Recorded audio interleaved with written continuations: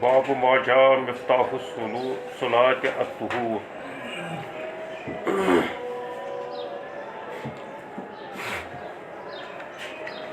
یہ ترجمۃ الباب بھی حدیث کا ہی ٹکڑا ہے۔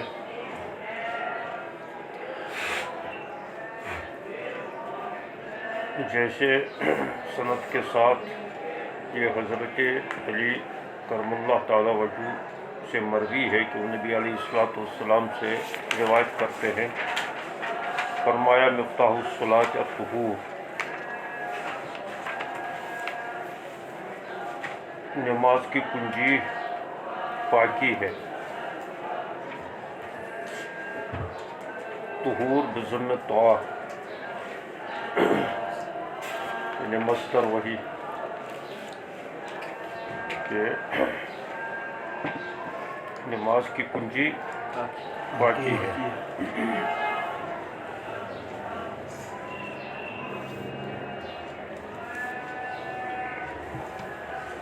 جو نماز کے شرائط ہیں وہ ایک درجے کے نہیں ہیں، ان میں سے بعض اہم ہیں اور بعض اس سے کچھ نیچے درجے کے ہیں، بعض کچھ درمیانی درجے کے ہیں، لیکن من حیث الشرائط وہ ایک ہی حیثیت کے ہیں۔ لیکن جہاں بھی کہیں کوئی مجموعہ ہوتا ہے اور اس مجموعے پر حکم لگایا جاتا ہے تو اس مجموعے میں سے ہر ایک کی حیثیت ایک جیسی نہیں ہوتی۔ طہور عام ہے، چاہے وہ حدث اصغر سے ہو چاہے حدث اکبر سے ہو، چاہے وہ بالماء ہو چاہے بالتراب ہو، تو دونوں کو یہ عام ہے۔ بہرحال یہ نماز کے لیے کی شرائط میں سے ہے، اور شرائط میں سے بھی ایک ایسی شرط ہے کہ نماز کے اندر داخل ہونے کا ایک واحد ذریعہ ہے یہ۔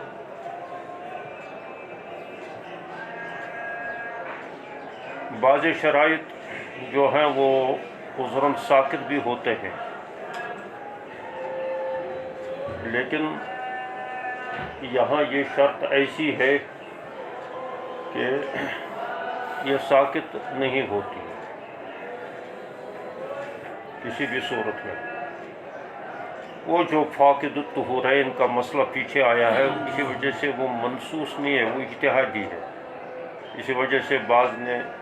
کی رائے اس میں کچھ ہوئی، بعض کی کچھ ہوئی، تو وہ الگ مسئلہ ہے۔ لیکن طہور ایک ایسی شرط ہے جیسے کمرے میں داخل ہونے کے لیے کمرہ مقفل ہو، اس میں داخل ہونے کے لیے ضروری ہے کہ اس مقفل کمرے کی چابی ہو آدمی کے پاس، تبھی داخل ہو سکتا ہے۔ اسی طریقے سے نماز کے اندر تبھی آدمی داخل ہو سکتا ہے جب اس کے پاس پاکی ہو۔ گویا کہ یہاں تشبیہ دی گئی ہے ایک نماز کو ایک مقفل کمرے کے ساتھ، اور مقفل کمرہ کھولنے کے لیے اس میں داخل ہونے کے لیے ضروری ہے کہ آدمی کے پاس اس کی چابی ہو،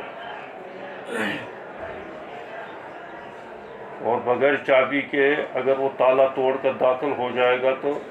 چور سمجھا جائے گا، مجرم سمجھا جائے گا۔ اسی وجہ سے بعض فقہا نے یہ لکھا ہے کہ اگر کوئی شخص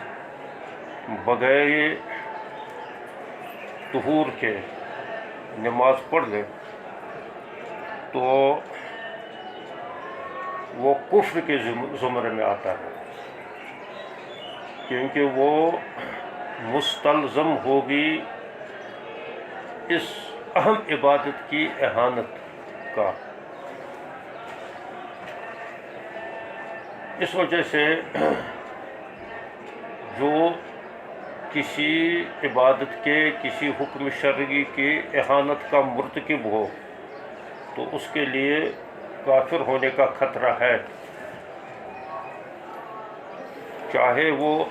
سچ مچ کافر ہو جائے یا نہ ہو جائے، وہ الگ مسئلہ ہے۔ کیونکہ کفر بھی دو قسم کا ہوتا ہے، ایک ہوتا ہے لزومی کفر، ایک ہوتا ہے استلزامی کفر۔ استلزامی کفر کوئی کر لے گا تو وہ تو سچ مچ کافر ہو جاتا ہے۔ مثلا کفر کی جو صورتیں ہیں وہ منصوص بھی ہیں اور مجتہد فی بھی ہے۔ اگر کوئی ان کا مثلا کسی رکن کے رکنیت کا وہ انکار کر لے، کسی فرض کی فرضیت کا انکار کر لے، یا کسی تواتر کا انکار کر لے، یا جو بنیادی عقائد ہے تو ان عقائد میں سے کسی عقیدے کو وہ غیر اہم سمجھ کر اس کو ترک کر دے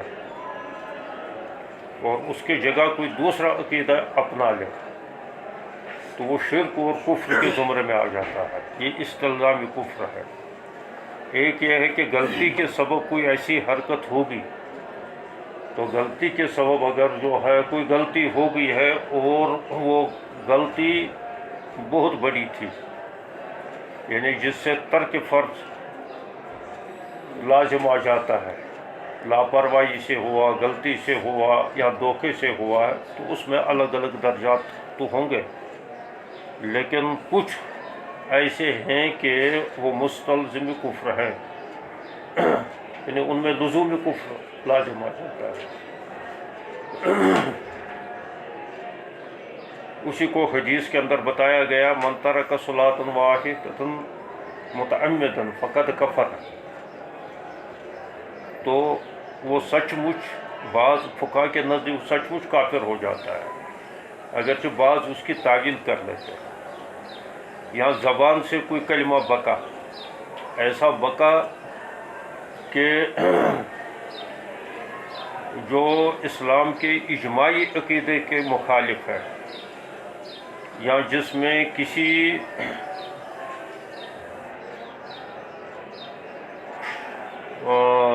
فرض شے کا یا ثابت شدہ کسی عقیدے کا یا کسی فرض کا انکار لازم آ جاتا ہے، تو وہاں لزوم کفر آ جائے گا، تو اور اس کو تاکید کی جائے توبہ کرنے کی اور تجدید اسلام کی۔ اسی طریقے سے اگر کوئی بے وضو نماز پڑھ لے گا تو اس کو بھی جو ہے لزوم کفر ہوگا، کیونکہ یہ انتہا درجے کی لاپرواہی اور انتہا درجے کی اہانت سمجھی جاتی ہے نماز کے ساتھ۔ تو اس اہمیت کو بیان کرنے کے لیے مفتاح الصلاۃ الطہور فرمایا گیا۔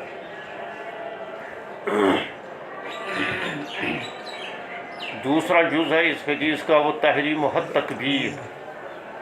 اس کا تحریم کے معنی آتے ہیں اصل کسی چیز کو حرام کر لینا، اپنے اوپر کوئی ایسی پابندی لازم کر لینا کہ اس کی خلاف ورزی سے حرمت لازم آ جائے گی، اپنے اوپر کچھ پابندیاں لگ جائیں گے، یہ تحریم کہلاتا ہے۔ کھانے پینے کے اشیاء کے اندر اگر کوئی شے اپنے اوپر حرام کر لے تو اس کو بھی تحریم ہی کہیں گے۔ نماز کے اندر بھی بہت ساری چیزیں جو ہے انسان پر حرام ہو جاتی ہیں، مثال کے طور پر کلام کرنا یا منافی الصلاۃ کوئی عمل کر لینا، حدث کر لینا، یا اور کوئی حرکت جو منافی صلاۃ ہو، جو حرام ہے، نماز کے منافی ہے، کیونکہ یہ ابطال عمل کے زمرے میں آتا ہے، اس سے ابطال عمل لازم آ جاتا ہے، اور ابطال عمل بھی جو ہے حرام ہے۔ کسی عمل کو شروع کر لیا اور بعد میں اس کو باطل کر دیا، یہ بھی حرام ہے۔ ایسا کھلواڑ کر لینا اعمال کے ساتھ، اعمال شرعیہ کے ساتھ جائز نہیں ہے۔ اسی کو قرآن میں بتایا گیا لا تبطلوا اعمالکم، اپنے عملوں کو باطل مت کیا کرو۔ جس عمل کو شروع کیا اس کو نہایت اہتمام کے ساتھ، اہمیت کے ساتھ پورا کرو، یہی اس کا تقاضا ہے۔ اس عمل کا بھی یہ تقاضا ہے اور تمہارے مسلمانی ایمان کا بھی یہ تقاضا ہے، یہ دونوں چیزوں کا تقاضا ہے۔ تو اس طریقے سے آدمی جب نماز میں داخل ہو جاتا ہے تو داخل ہو کر اس پر بہت ساری پابندیاں شروع ہو جاتی ہیں، منافی صلاۃ۔ اب یہ کب سے اس میں داخل شمار کیا جائے گا، اسی کو کہتے ہیں تکبیر تحریمہ۔ تکبیر سے یہ پابندیاں شروع ہو جائیں گی، اور اس کو تحریمہ اس وجہ سے کہا گیا، تکبیر کو تحریمہ اس وجہ سے کہا گیا کیونکہ تکبیر کہنے کے بعد اب اس پر یہ پابندیاں شروع ہوگی۔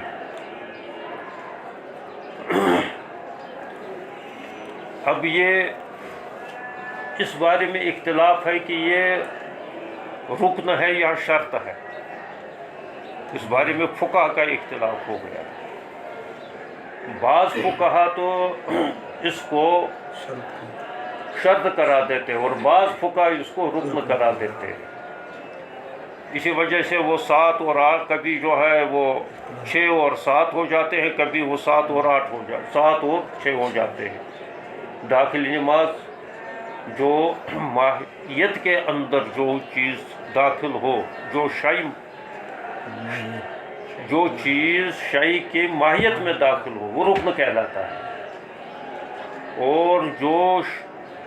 چیز شے کی سے خارج ہو لیکن اس کے لیے لازم ہو، وہ شرط کہلاتی ہے، وہ رکن نہیں کہلاتا۔ اب ایک اعتبار سے یہ دیکھا جائے گا اللہ اکبر، تو جب پورا یہ کر لے گا اللہ اکبر، را کو بھی یہ ادا کر لے گا تو اب تکبیر پوری ہو گئی، اب نماز کے اندر داخل ہوگا۔ اس کا مطلب یہ ہے کہ یہاں تک تو یہ خارج ہے، تو لہٰذا جب خارج شے ہو گئی ہے تو اب کیا ہوگی، شرط ہوگی، رکن نہیں ہوگا۔ بعض نے اس کا اعتبار کیا، بعض نے یہ کہا ہے کہ اللہ اکبر چونکہ نمازی کا حصہ ہے، اگرچہ ابتدا اس کی ہوتی ہے خارج صلاۃ، خارج صلاۃ اس کی ابتدا ہوتی ہے، لیکن اس کو اللہ اکبر کو مکمل کرنے کے بعد جو ہے یہ نماز کے اندر شمار کر لیا گیا، لہٰذا یہ نمازی کا حصہ بن گیا، یہ ماہیتی نماز میں داخل ہو گیا، تو اس معنی کر کے یہ داخلی نماز ہے، لہٰذا رکن ہوگا۔ تو بعض نے اس کا اعتبار کیا۔ خیر فرق تو پڑے گا، تھوڑا فرق اس سے پڑے گا، لیکن کوئی زیادہ فرق اس سے نہیں پڑے گا، کیونکہ نماز کے لیے جیسے ارکان لازمی ہے ویسے اس کے لیے شرائط بھی لازمی ہے۔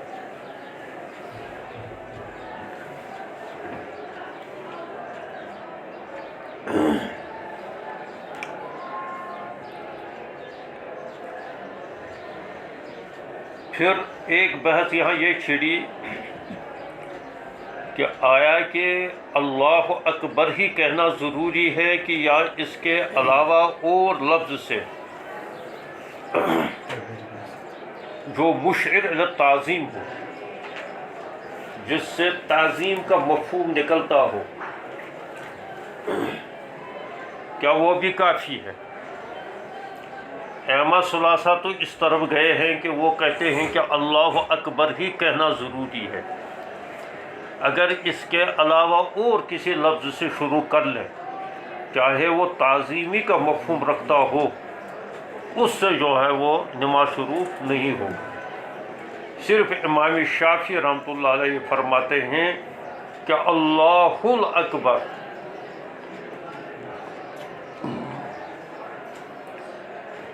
تو یعنی اس وقت گویا کہ مبتدا بھی اور خبر دونوں معرفہ ہو گئی ہے، اللہ بھی معرفہ اور الاکبر اس کی خبر بھی جو ہے معرفہ ہو گئی ہے، اور اس میں حصر کا معنی پیدا ہو گیا ہے، اور وہ زیادتی معنی پر دلالت کرتا ہے، لہذا اس سے کوئی فرق نہیں پڑے گا اللہ اکبر کہے یا اللہ الاکبر کہے، تو بہرحال کہنا یہ ضروری ہے۔ اس کے علاوہ اگر کوئی لفظ کہا تو یہ تکبیر تحریمہ کے قائم مقام نہیں ہوگا، اس سے تکبیر تحریمہ ادا نہیں ہوگی۔ یہ امام شافعی ہم تھوڑا سا فرق کر لیتے ہیں، ویسے ائمہ ثلاثہ تینوں لازمی قرار دیتے ہیں کہ تکبیر لفظ تکبیر ہی وہ لفظ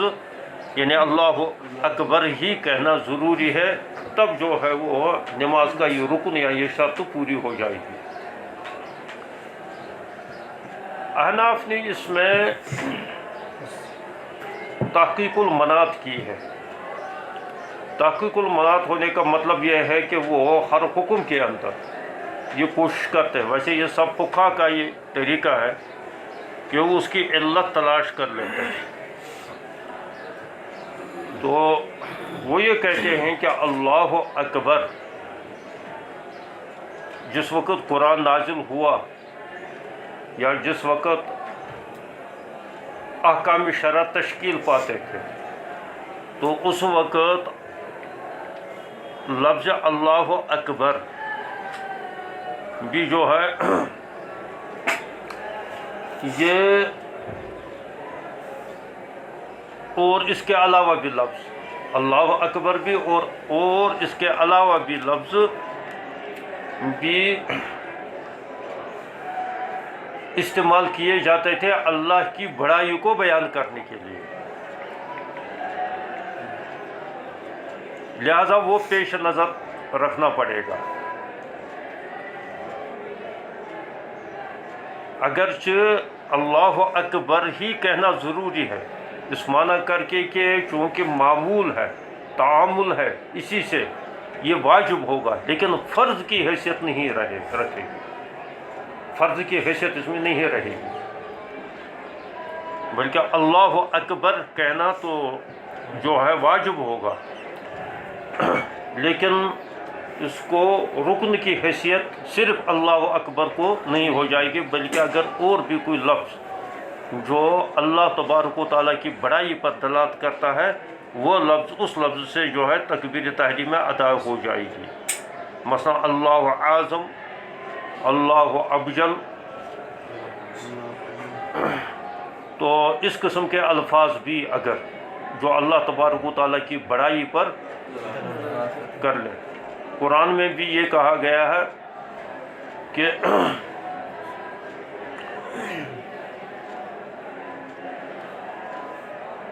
سبح اسم ربک الاعلی، تو وہاں تسبیح کہا گیا ہے، یعنی اس کی یہاں بھی مراد ہے کہ سبح اسم ربک الاعلی، اپنے بلند بالا رب کی پاکی بیان کر، ربک فکبر، اللہ کی یہاں بھی جو ہے نا تکبیر کوئی معنی نہیں لیتا ہے، کوئی مفسر معنی مراد نہیں لیتا ہے کہ ربک فکبر اپنے رب کی جو ہے تکبیر کہو، بلکہ یہ ترجمہ کر لیتے ہیں کہ اپنے رب کی بڑائی بیان کرو۔ تو لہٰذا ان سے پتہ یہ چلتا ہے کہ اللہ اکبر ہی کہنا لازم نہیں ہے، لیکن تعامل کی وجہ سے بہرحال یہ واجب ہوگا۔ بس یہ ایک تحقیقی بات ہے، علمی بات ہے، نقطے کے اعتبار سے اس قسم کی بات فقہا کر لیتے ہیں تاکہ احکام کی الگ الگ حیثیت کا تعین کرنا آسان ہو جاتا ہے، ورنہ تعامل وہی ہے اللہ اکبر ہی، اور یہی واجب ہے، اور سب یہی کرتے ہیں، چاہے شوافیہ ہوں چاہے احناف ہوں، احناف اس سے انکار نہیں کر لیں گے کہ وہ اللہ اکبر کی کبھی جو کہے، امام ابو نے بھی کہا کہ اللہ اعظم،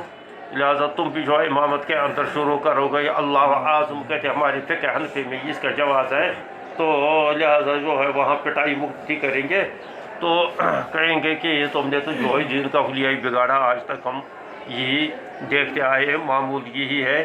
تعامل یہی ہے، تعامل ہی پر عمل کیا جاتا ہے، بس ایک علمی نقطے ہوتے ہیں کبھی کبھی کسی چیز کی، کیونکہ کسی کی فرضیت کو ثابت کرنے کے لیے وہ نص جو ہے صحیح بھی ہونی چاہیے اور صریح بھی ہونی چاہیے۔ تو نص تو اس سلسلے میں صحیح تو ہے، تعامل بھی اس پر دلالت کرتا ہے، لیکن یہ ہے کہ یہ صحیح ہونے میں اس کے جو ہے کچھ تھوڑا سا قیل و قال ہے، اس وجہ سے اس کو جو ہے یہ دلالت ظنی ہو گئی ہے، اور جب دلالت ظنی ہو گئی ہے تو یہ وجوب کی حیثیت اختیار کرے گا، فرض کی حیثیت اختیار نہیں کرے گا۔ یہ ہے ایک بحث اس میں، اور یہ بحث بس برائے فہم ہے، سمجھنے کے لیے ہے، نہ کہ عمل کرنے کے لیے۔ تعامل تو وہی ہے، اللہ اکبر۔ تو بہرحال آدمی داخل ہو جاتا ہے نماز کے اندر تکبیر تحریمہ سے، اسی وجہ سے اس کو تکبیر تحریمہ کہتے ہیں۔ اب نماز اندر جب احرام کو بھی اسی وجہ سے احرام کہتے ہیں، وہ بھی احرام وہ بھی حرام کرنے والی چیز ہے، کیونکہ اس سے بھی جو ہے ممنوعات احرام حرام ہو جاتے ہیں، لازم ہو جاتے ہیں، ممنوعات احرام جو ہے حرام ہو جاتے ہیں۔ ممنوعات احرام جو ہے ان کا ارتکاب نہیں کر سکتا ہے، ورنہ جرمانہ پڑے گا، دم لازم آ جائے گا۔ تو اسی طریقے سے یہاں بھی جو ہے پابندیاں لازم ہو جاتی ہے، کہیں جو ہے وہ نمازی فاسد ہو جاتی ہے،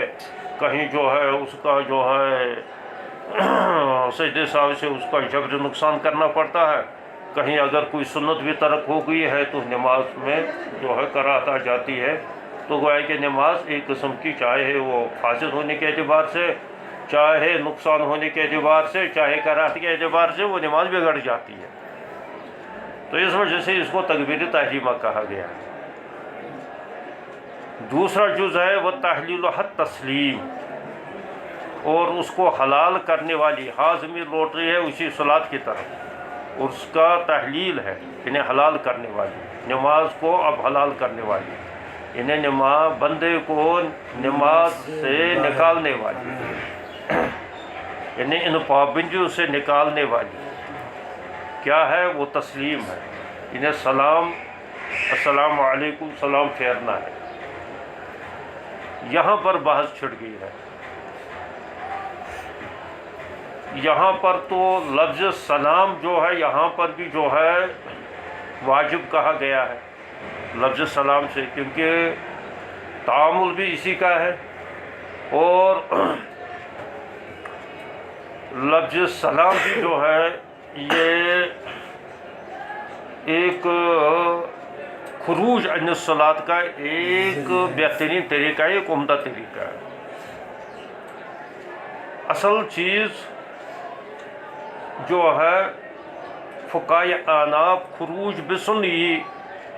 نماز سے خارج ہونے کے لیے ضروری قرار دیتے ہیں کہ کوئی ایسا عمل کر لے جو منافی صلاۃ ہو، اور اس کا اختیاری بھی ہو، مصلی کا اختیاری عمل بھی ہو، اور وہ منافی صلاۃ بھی ہو۔ نماز اگرچہ مکمل تو یہاں تک ہو جاتی ہے، اس کی دلیل کیا ہے؟ یہ کیوں کہا گیا ہے خامخواہ کی؟ بعد میں بعض دفعہ یہ اندازہ ہوتا ہے کہ یہ خامخواہ کی یہ بات کیوں پیدا کر لی گئی ہے۔ سیدھا یہ کہنا چاہیے، جیسے اہم ثلاثہ یہ کہتے ہیں کہ اس کا رکن جو ہے، کیونکہ السلام علیکم اس کے رکن اور شرط ہونے میں کوئی اختلاف نہیں ہے، اس کو تو سبھی کہتے ہیں کہ یہ اس کا رکن ہے، نماز کا یہ رکن ہے، کیونکہ السلام علیکم تک، السلام علیکم تک تو یہ نمازی کے اندر داخل ہوتا ہے، تو اس وجہ سے یہ اشبہ بالصلاۃ ہے، یعنی اس کی مناسبت زیادہ نماز کے ساتھ ہے، اس وجہ سے یہ داخل صلاۃ ہے۔ وہ اشبہ بالارکان ہے تکبیر، وہ اشبہ بالشرائط ہے، بالارکان نہیں، وہ اشبہ بالشرائط ہے، اس وجہ سے اس میں بعض علماء نے یہ کہا کہ یہ شرط میں سے ہے۔ تو یہاں تو اتفاق ہے کہ یہ تو ہے ارکان میں سے، لہذا جب تعامل اسی کا ہے تو تعامل ہونے کی وجہ سے اس کو رکن ہونا چاہیے، یعنی لفظ سلام کا رکن ہونا چاہیے. یہ احناف یہ کہتے ہیں یہ واجب ہے. سلام، لفظ سلام سے سلام پھیرنا تو واجب ہے، لیکن نماز کا اتمام جو ہے، نفس اتمام، وہ بغیر یعنی خروج بسنی سے بھی ہوگا. یعنی نماز تو جو جس پر نماز کا اطلاق ہوتا ہے وہ تو پوری ہو جائے گی، یہاں تک سلام پھیرنے تک تو پوری ہو گئی ہے. جو نماز کے لوازمات تھے وہ پورے ہو گئے ہیں، اب بس سلام پھیرنا باقی.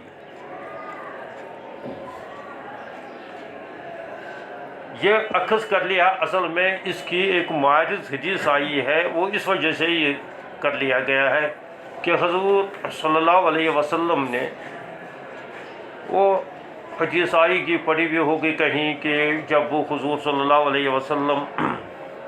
مسجد نبوی کے اندر بیٹھے ہوئے تھے تو پھر جو ہے وہ ایک شخص آئے، اس نے جلدی جلدی سے نماز پڑھی، اور پھر حضور صلی اللہ علیہ وسلم نے ان سے کہا صلی فإنک لم تصلی.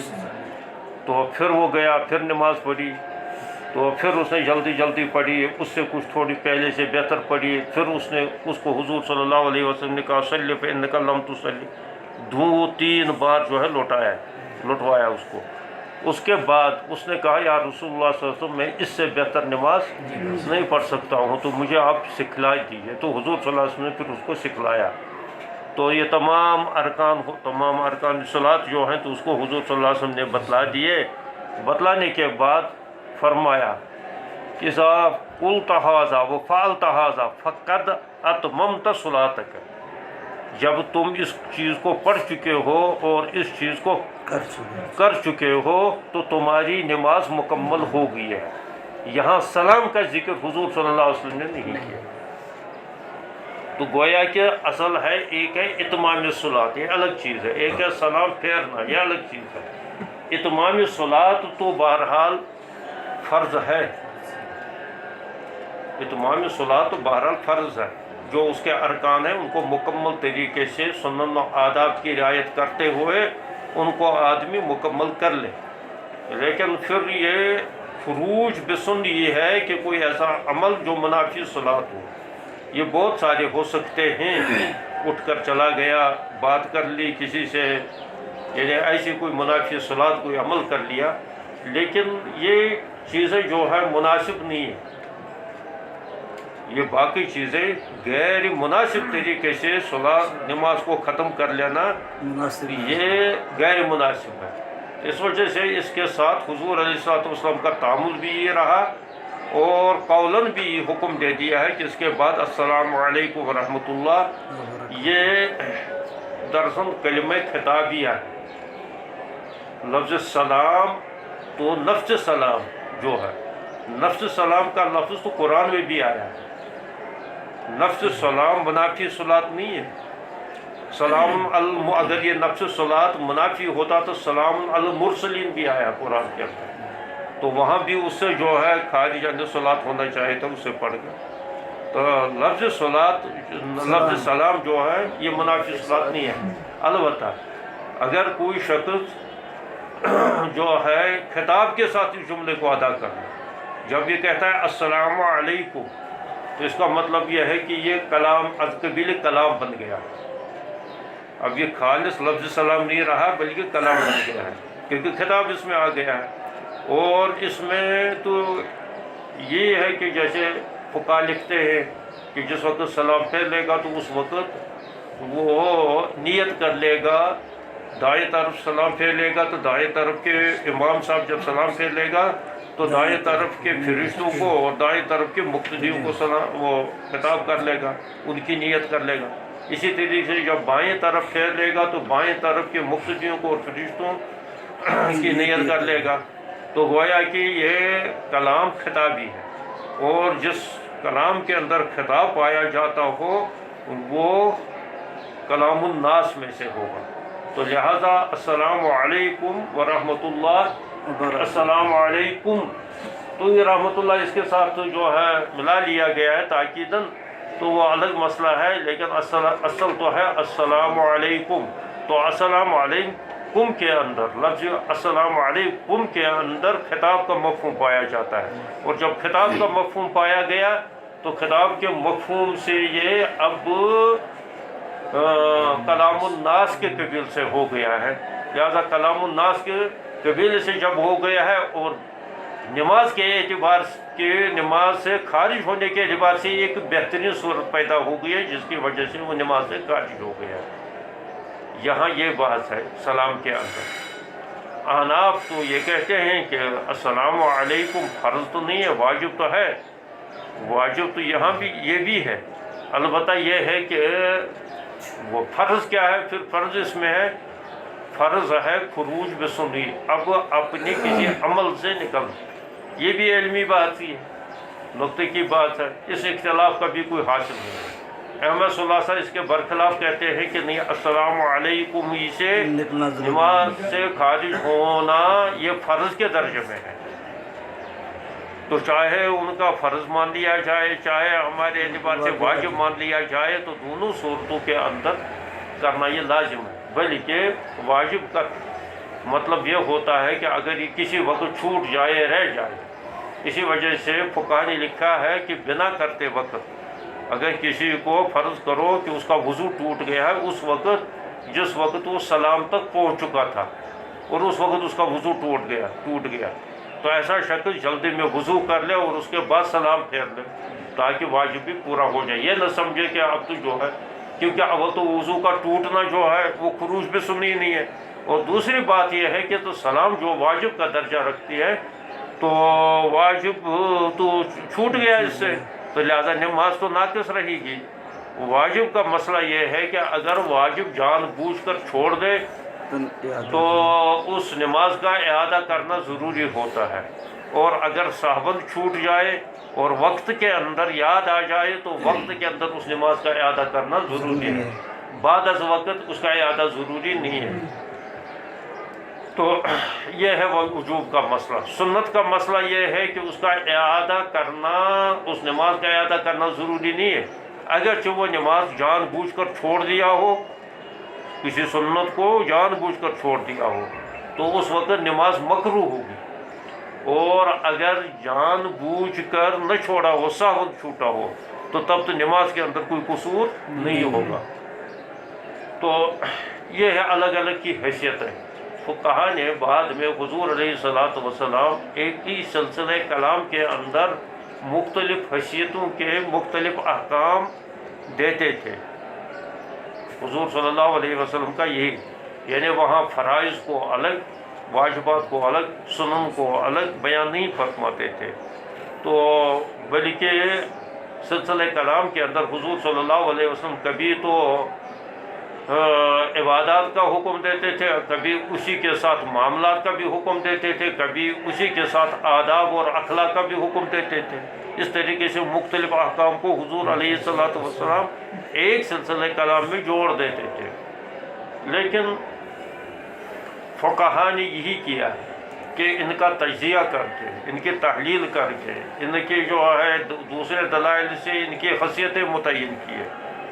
یعنی اس کو ایک قانونی شکل دے دیا گیا ہے، اس کو قانونی شکل دے دیا گیا ہے کہ اگر یہ چیز، اس چیز کی حیثیت کیا ہے، اس کا مطلب یہ ہے کہ اس چیز کی حیثیت اگر فرض کی پائی گئی یا رکن کی پائی گئی یا شرط کی پائی گئی، تو اس صورت کے اندر اگر چھوٹ گیا تو کیا ہوگا، اس پر انہوں نے مسئلے کو اخذ کر لیا۔ اور اگر یہ چیز چھوٹ گئی اور یہ سنت کی حیثیت رکھتا ہے، تو اگر یہ چیز چھوٹ گئی تو اس میں نماز کا کیا حکم ہوگا، اس طریقے سے انہوں نے علیحدہ علیحدہ اس کو بیان کیا ہے۔ یہ فقہا کا کام ہے۔ حضور علیہ الصلوۃ والسلام ایک ہی سلسلہ کلام میں مختلف نوعیت کے احکام دیتے تھے، اس میں وہ فرق نہیں کرتے تھے، اور شریعت کا تقاضا یہی ہے۔ عام لوگوں کے اندر ذہن میں بھی یہی تصور ہوتا ہے، وہ ان چیزوں کو، ان باریکیوں کو نہیں سمجھتے۔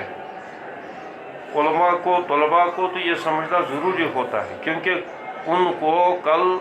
لوگوں کی نمازوں کے متعلق، جو ان کے متعلق سوالات ہوں گے، عبادات کے متعلق، معاملات کے متعلق، مسائل کے متعلق جو سوالات ہوں گے،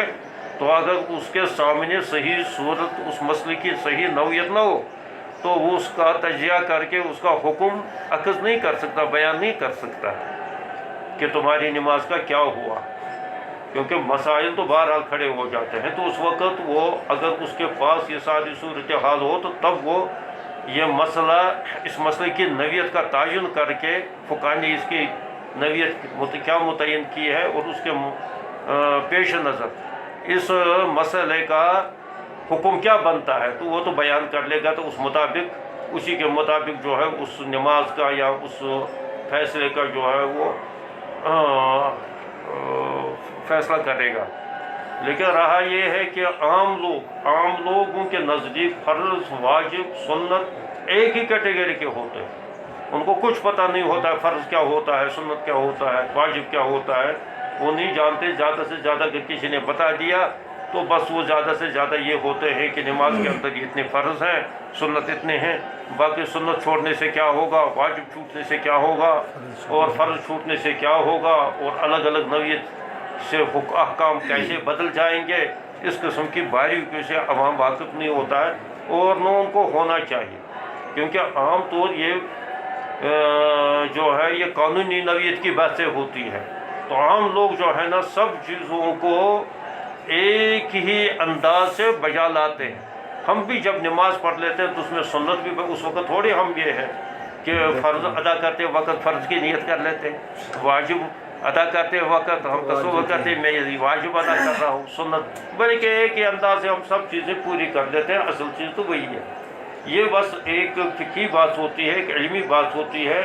تو بعض دفعہ مسائل کے اندر اس سے فرق پڑتا ہے، یعنی جس وقت کوئی مسئلہ کھڑا ہو گیا تو اس مسئلے کو نوعیت متعین کرنے کے لیے اب میری اس نماز کا، میری اس عبادت کا کیا حکم ہوگا، اس کا فیصلہ کرنے کے لیے یہ ضروری ہوتا ہے کہ ذہن کے اندر یہ ہو، ورنہ تو اس بحث کا کوئی خاص حاصل نہیں ہوتا۔ قال ابو عیسیٰ ھذا الحدیث اصح شیء فی ھذا الباب، یہ حدیث جو ہے اس باب کے اندر اصح ہے۔ یہ میں نے پہلے بھی کہا تھا، اصح کے لیے صحیح ہونا ضروری نہیں ہے۔ اصح ما فی الباب کا مطلب یہ ہے کہ بہت ساری حدیثیں اس سلسلے میں آئی ہے، ان احادیث کے اندر چاہے کوئی صحیح ہو کوئی غیر صحیح ہو، ان میں سے زیادہ صحیح حدیث یہ ہے۔ ایسا ہو سکتا ہے کہ اس سلسلے میں کوئی صحیح جو صحیح کی اصل تعریف ہے، اس کو اٹھاؤ، اس کم وقت کو یہ سوتا رہتا ہے، بیوقوف، کھڑا ہو جاؤ۔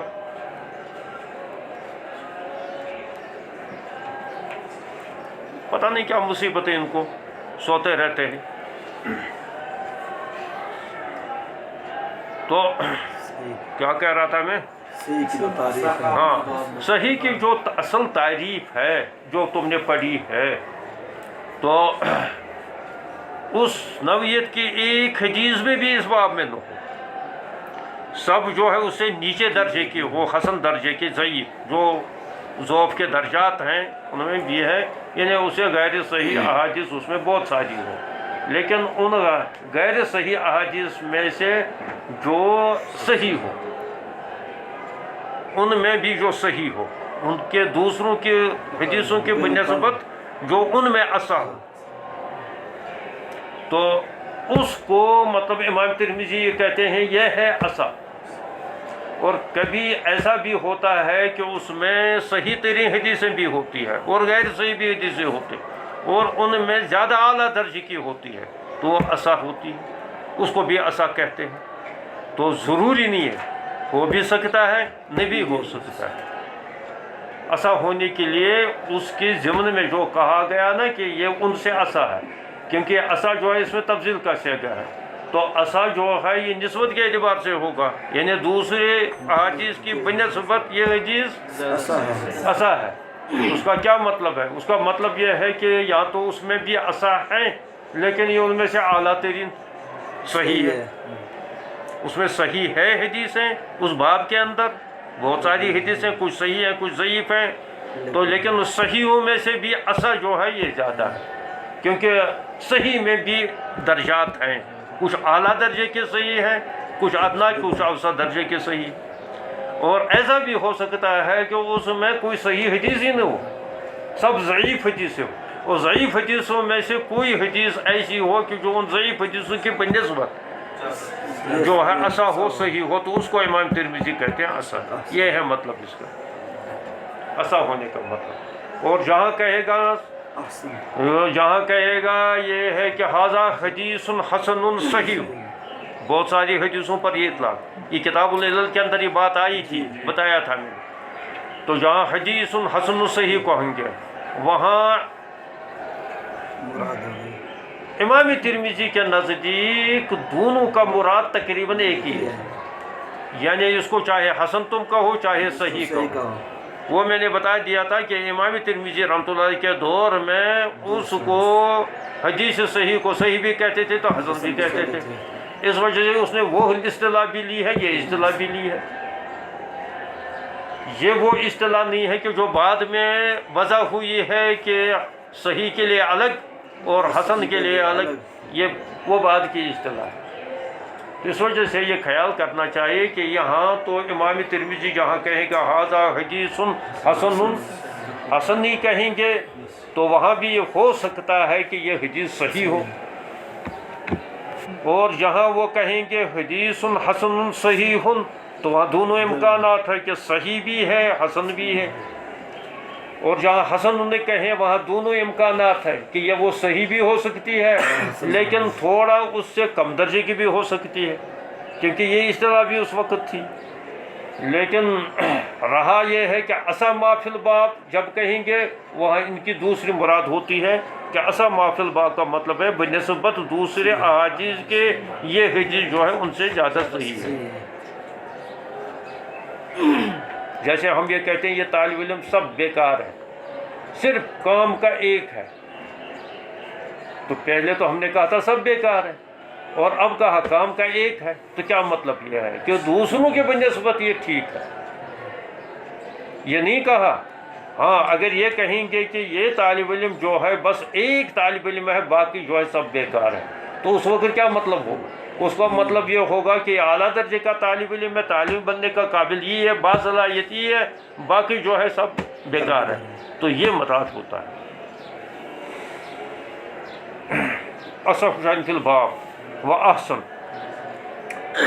اچھا، وہ عبداللہ بن محمد بن عقیل وہ صدوق. یہ عبداللہ بن محمد بن عقیل، یہ عقیل جو ہے یہ بڑے بھائی تھے حضرت علی کرم اللہ تعالیٰ وجہہ کے بڑے بھائی. ان سے بھی ایک بڑا تھا ان کا، وہ پتہ نہیں پہلے ہی جو فوت ہو گئے تھے، جن کی کنیت ہوتی تھی ابو طالب، وہ طالب تھا. عقیل جو ہے، عقیل تو فتح مکہ تک جو ہے یہ اسلام نہیں لائے. حضرت علی کرم اللہ تعالیٰ وجہہ تو شروع میں ہی جو ہے اسلام لائے تھے، بچپن ہی میں اسلام لائے تھے،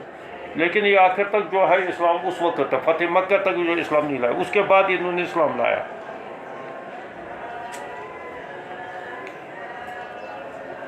اس کے بعد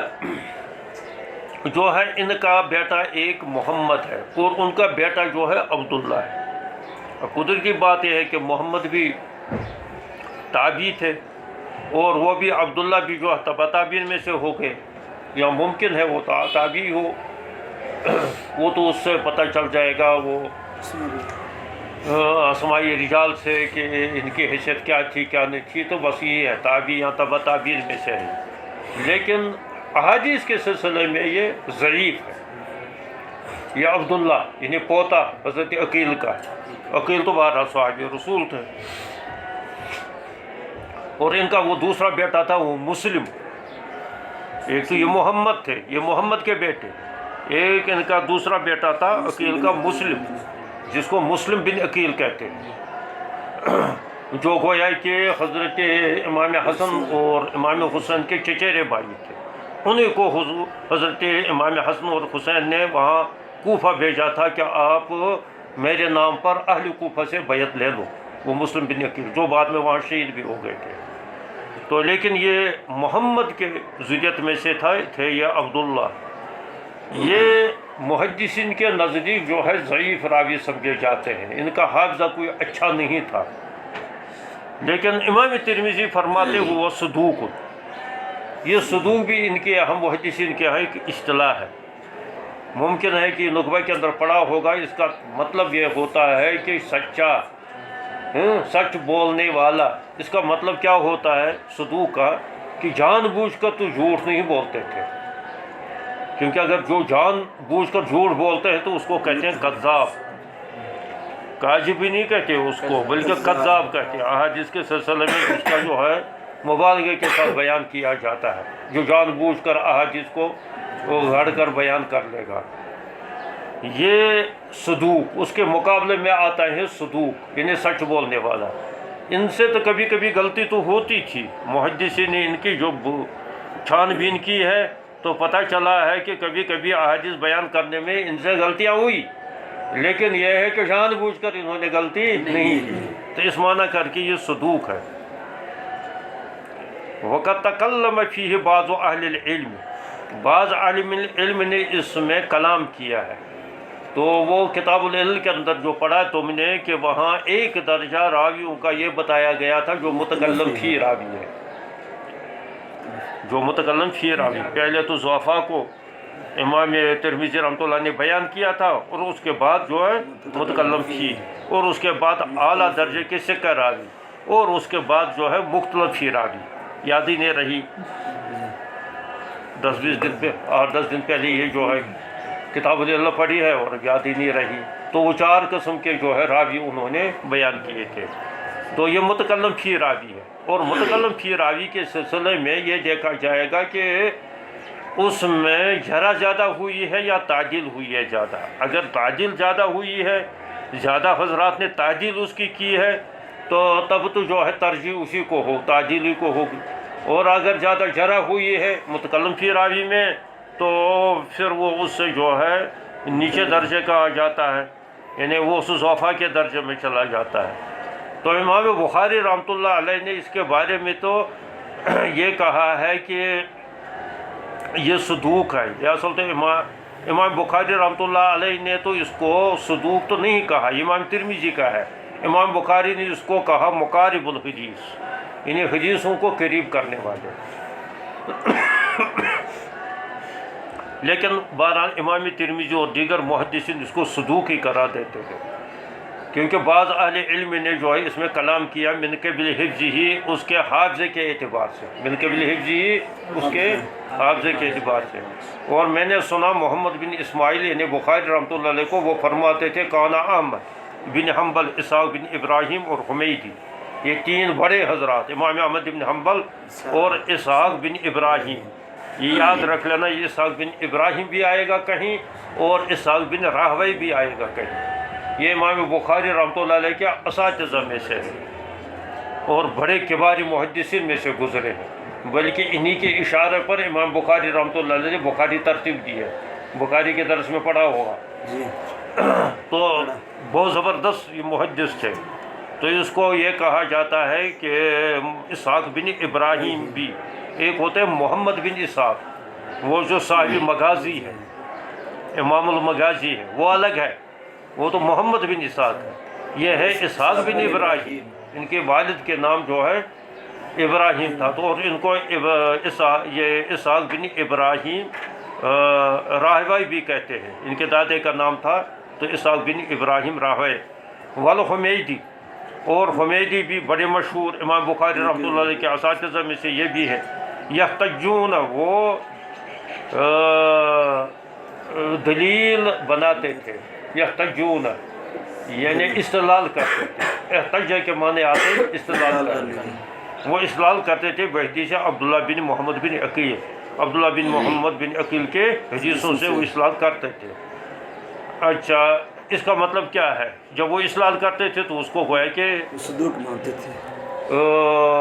ثقہ مانتے تھے، وہ اس کو ثقہ تسلیم کرتے تھے۔ یعنی وہ تو بعد کی بات ہو گئی ہے کہ جب بعض محدثین نے اس کو ثقہ مانا، بعض محدثین نے اس کو مجروح مانا، تو اس معنی کر کے بعد کے محدثین کے نزدیک اب ان کے مطابق اس کا فیصلہ کریں، ان کے مطابق تو اس وجہ سے ان کے نزدیک ان کا وہ ثقافت متاثر ہو گئی ہے، تو لہذا وہ سکہ نہیں رہے۔ تو بعض حضرات چونکہ اس کو سکہ مان کر ان کے بیان کردہ احادیث سے استدلال کرتے تھے، اور بعض حضرات ان پر جرح کرتے تھے۔ امام بخاری کہتے تھے یہ مقارب الحدیث ہے، یہ امام بخاری کا فیصلہ ہے۔ اس میں اختلاف ہوا ہے کہ یہ امام بخاری نے اس پر جرح کی ہے یا تعدیل کی ہے، لیکن محققین علامہ کشمیری نے کہا ہے کہ یہ الفاظ تعدیل میں سے ہے، یعنی یہ ان کی تعدیل ہے۔ مقارب الحدیث حدیث کو قریب کرنے والے، یعنی حدیث کو اسناد کے ساتھ اسناد کے قریب کرنے والے، یعنی مضبوط اسناد اس کی بیان احادیث کی تو وہ نہیں کرتے تھے، یعنی مضبوط حدیث کی نہ سند وہ مضبوط بیان کر پاتے تھے، اور نہ حدیث کا متن مضبوط وہ بیان کر پاتے تھے، البتہ مقارب الحدیث تھے، یعنی دوسرے حدیثوں کے قریب قریب جو ثقہ راوی ہیں ان کے قریب قریب کا یہ درجہ رکھتے تھے، یہ مراد مقارب الحدیث۔ وہ فی الباب عن جابر و ابی سعید، یہ حوالہ دے دیا امام ترمذی رحمۃ اللہ علیہ نے، یہ دوسرے کے اس باب کے اندر ان حضرات سے بھی اس قسم کی روایت ہے۔ یہ شروع میں ان چیزوں کی تشریح کرنی پڑتی ہے، اصل چیز تو یہ ہے کہ یہ بار بار جو ہے فی الباب کہیں گے یا یہ الفاظ کہیں گے تو بعد میں یہ بتانے کی ضرورت نہیں رہتی ہے، تو یہ تو خود ہی سمجھ میں آ جاتا ہے، کیونکہ وہ فی الباب سے امام ترمذی رحمۃ اللہ کا کیا مقصود ہے تو وہ اسی وقت جو ہے خود بخود پتہ چلتا